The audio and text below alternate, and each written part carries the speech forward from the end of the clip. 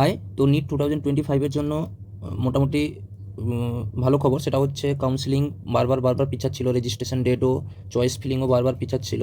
তো finally choice ফিলিংয়ের জন্য দেখে নাও, ক্যান্ডিডেট চয়েস ফিলিং রাউন্ড 1-এর জন্য লিস্ট একটা দিয়ে দিয়েছে, বা মেরিট লিস্ট বা যেটা প্রভিশনাল লিস্ট বলে, ওয়েস্ট বেঙ্গল কিন্তু আপলোড করে দিয়েছে। তোমরা তোমাদের নাম সার্চ করে দেখে নাও, স্টেট মানে সিরিয়ালে কত নম্বর আছো তোমরা স্টেটে, আর স্টেটে তাহলে স্টেট সিরিয়ালের তোমরা দেখে নাও কত নম্বর আছো। দেখো, যার অল ইন্ডিয়া র্যাঙ্ক 530 সে কিন্তু স্টেট র্যাঙ্কে প্রথম আছে, মানে আমাদের স্টেটের সিরিয়ালে 1 নম্বর আছে। এইভাবে তোমরা তোমাদের নাম সার্চ করে দেখে নিও কার কত র্যাঙ্কে মোটামুটি, মানে কত নম্বর সিরিয়ালে এসছে। এখান থেকেই তোমরা ক্যালকুলেট করে জানতে পেরে যাবে তোমাদের স্টেটে হবে কি হবে না।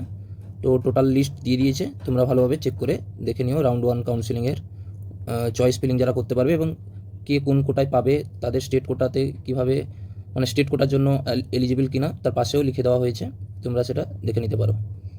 তাহলে তোমরা ভিজিট করতে পারো যার যেরকম নাম সার্চ করে। ঠিক আছে, থ্যাংক ইউ। তাহলে চয়েস ফিলিং করো রাউন্ড 1-এর জন্য, এবং রাউন্ড 1-এর রেজাল্ট তোমরা তো 20 তারিখ পেয়ে যাবে ওয়েস্ট বেঙ্গলে। ঠিক আছে, থ্যাংক ইউ।